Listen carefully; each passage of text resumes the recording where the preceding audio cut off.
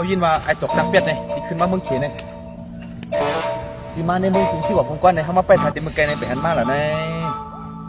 เขามาไปเห็นมันเป็ดเขาจำตัวละจังบนถือไว้เป็ดจะเราคำบอกกับไตคิดตุกน้ำเนี่ยแต่มันเป็ดเขาจำตัวหูนั่นแหละจกนะมั้งเขาตัวจำรู้เดี๋ยว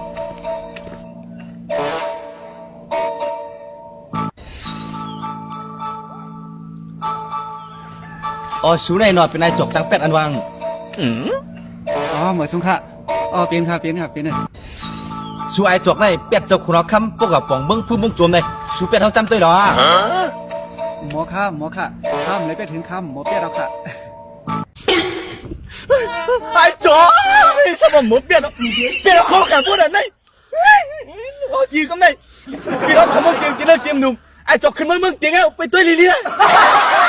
หมูเป็ดเราเป็ดเราเข้ากันพูดอะไร哎呦我的妈！